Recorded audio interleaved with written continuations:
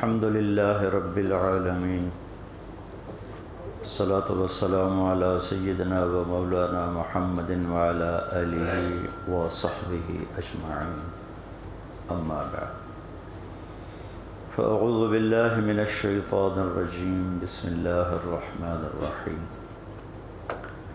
فلاقتحم العقبة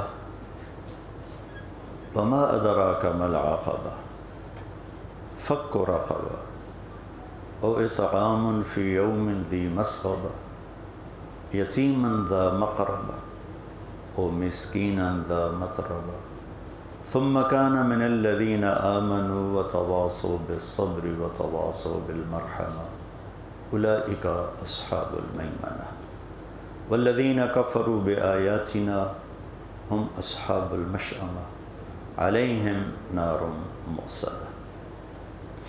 وقال النبي صلى الله تبارك وتعالى عليه وسلم: من لم يهتم بأمر المسلمين فليس منا. وقال النبي صلى الله تعالى عليه وسلم: وهل تنصرون وترزقون إلا بضعفائكم، أو كما قال صلى الله تبارك وتعالى عليه وسلم.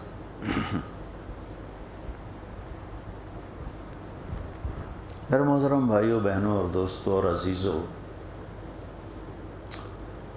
یہ زندگی امتحان ہے اور یہ دنیا ایگزامینیشن ہال ہے. یہ آئیڈیل ہوم نہیں، یہاں آئیڈیل لائف نہیں، یہ گزرگاہ ہے. موت پیچھے لگی ہوئی ہے، آفات نے گھیرا ہوا ہے، اور انسان ہمیشہ سے ایک آئیڈیل لائف ڈھونڈتا چلا آ رہا ہے، آئیڈیل دنیا ڈھونڈتا چلا آ رہا ہے. وہ اللہ نے آخرت میں جنت کو بنایا ہے، جہاں وَلَكُمْ فِيهَا مَا تَشْتَهِي أَنفُسُكُمْ وَلَكُمْ فِيهَا مَا تَدَّعُونَ. جو چاہو گے مل جائے گا، جو تمنا کرو گے پوری ہوگی. یہ مالدار لوگ بیٹھے ہیں، یہ ہم سے زیادہ پریشان. یہ بڑی گاڑیوں میں نظر آتے ہیں، بڑی موجاں کر دیتے ہیں. ان کو مسائل نے ہم سے زیادہ گھیرا ہوتا، کیونکہ پیسہ آنے سے زندگی آسان نہیں ہوتی، ضروریات مہیا ہو جاتی ہیں. چونکہ اللہ نے پیپر لینا ہے، مالدار کا پیپر الگ ہے، غریب کا الگ ہے، عورت کا الگ ہے، مرد کا الگ ہے. ٹیسٹ پیپر ہے، اور ٹیسٹ میں تو تھوڑا گنجلک رکھی جاتی ہے. تو اس میں کیسے کامیاب ہوں گے، یہ بتانے کے لیے اللہ نے انبیاء کو بھیجا، جو کہ انسان اپنی عقل سے نہ مالک کو پہچان سکتا ہے اور نہ اس کائنات میں آنے کا سبب پہچان سکتا ہے.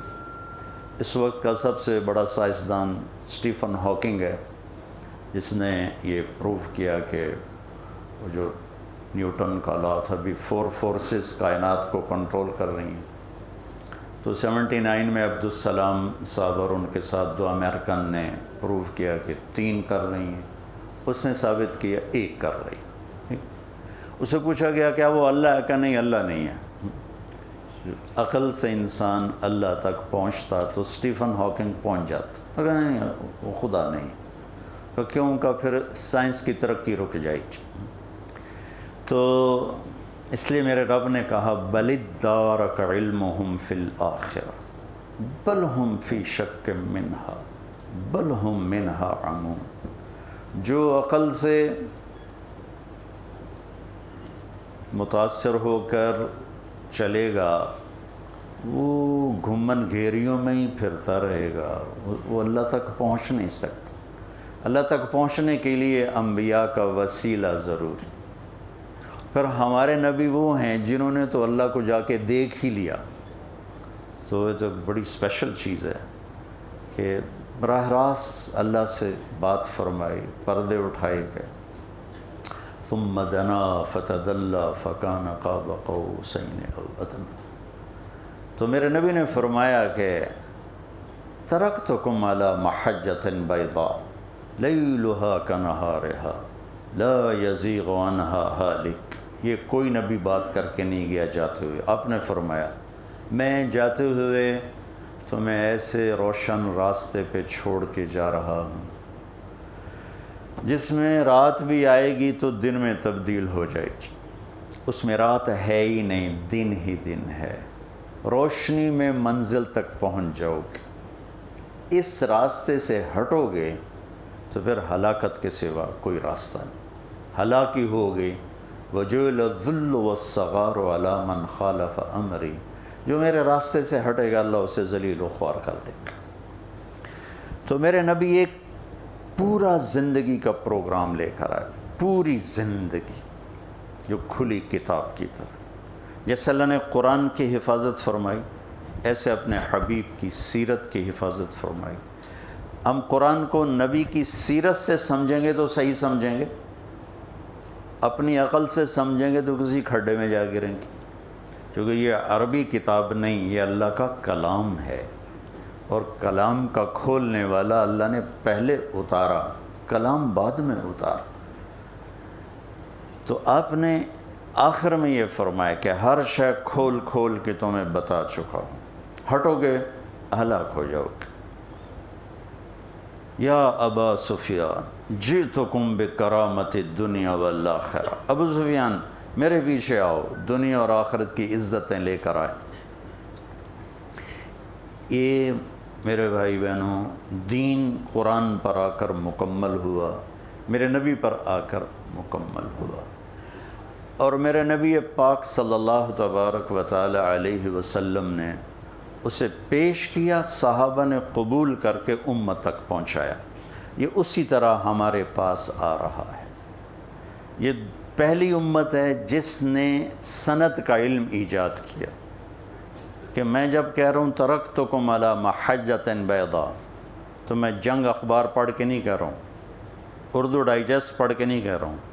میرے پیچھے استادوں کا ایک سلسلہ ہے جو جا کر جناب رسول اللہ صلی اللہ علیہ وسلم سے مل جاتا. آسمانی کتابیں قرآن کے سوا ان کے ترجمے موجود ہیں، ان کا اصل موجود نہیں. تو پتہ ہی کوئی نہیں کہ یہ جو لکھا ہوا ہے یہ اصل کے مطابق ہے یا نہیں ہے. لیکن اس امت نے اپنے نبی کے کلام کی قول کی حفاظت کے لیے سند کہاں سے کہہ رہے ہو؟ سند کیا ہے؟ تو کتوں سنے ہیں؟ تو کتوں سنے ہیں؟ بھائی میں تو ڈاکٹر اسلم کو سنا. اچھا ٹھیک ہے وہ تو صحیح بندہ ہے. تو کتوں سنے ہیں کہ میں تو اکری لوہار کو سنا ہے کہ وہ تو جاہل بندہ، انہوں کیا پتہ کہ گل غلط ہے. یہ سند ہے. آسان لفظوں میں یہ سند ہے کہ جب آپ کوئی معتبر آدمی کے حوالے سے سنتے ہیں آپ کہ ہاں ٹھیک ہے، اور کسی ایسے کے حوالے سے سنتے ہیں جس کو کچھ پتہ نہیں آپ کو نہیں غلط. تو میرے حدیث کے استاد ہیں محمد عبداللہ،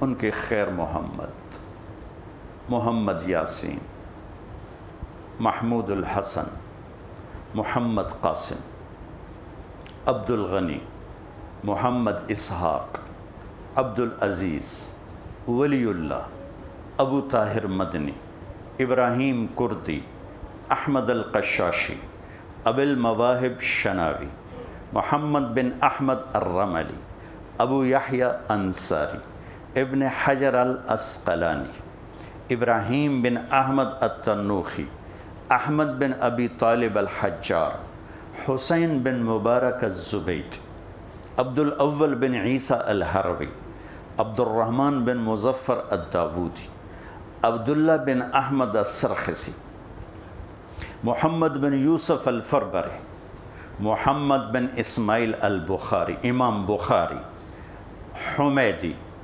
سفیان، یحییٰ بن سعید، محمد بن ابراہیم، علقمہ بن وقاص، عمر بن خطاب اور محمد مصطفیٰ صلی اللہ تعالی علیہ وسلم. تو میں ہوائی گولا نہیں سڑتا پیا بھائی جو منہ میں چاہا ٹھوک چھڑیا. یہ پیچھے ایک سلسلہ سند ہے جہاں سے یہ ساری بات میرے پاس آئی ہے اور میں اس کو یہاں اعتماد کے ساتھ بول رہا ہوں. ایسی میرے رب نے قرآن انہی سلسلوں سے ہم تک پہنچایا جنہوں نے اس کے مطالب معانی کو ٹھیک ٹھیک جگہ رکھا اور امت کی رہبری اور رہنمائی فرمائی۔ اس وقت ایک ایشو ابھی ڈاکٹر صاحب نے ذکر فرمایا ہے، میں اسی کی تھوڑی بات کروں گا، لیکن مکمل پیکج بتانا بھی ضروری ہے کہ بنی الاسلام والا خمس، اسلام کی بنیاد 5 چیز، ایک ایمان کی لا الہ الا اللہ محمد رسول اللہ کی گواہی، ایک نماز، روزہ، زکوٰۃ اور حج۔ زکوٰۃ اور حج مالداروں کے لیے، نماز کے علاوہ ہر چیز میں کنسیشن ہے۔ روزہ بیمار ہو، چلو میاں بعد رکھ لویں، ایسا ہی بیمار ہے کہ نہیں رکھا جائے گا، چلو معاف کر دیتے۔ زکوٰۃ اتنی تھوڑی ہے کہ 1 لاکھ میں سے 2,500 نکل جائے، کیا پتہ چلتا، اور وہ بھی اس میں اتنی آسانی کی ہے کہ 1 لاکھ روپیہ 1 سال پڑا رہے، پھر زکوٰۃ 364 دن پڑا رہا اور اس دن خرچ ہو گیا تو اگلے دن سال پورا ہو رہا تھا، زکوٰۃ معاف ہو گئی۔ حج زندگی میں 1 دفعہ کر لیا ہے، چلو ٹھیک، ہن کوئی مطالبہ نہیں، آؤ تو بڑی چنگی گل، تابعوا بین الحج والعمرہ، حج عمرہ بار بار کرو، لیکن مطالبہ کوئی نہیں، ترغیب ہے۔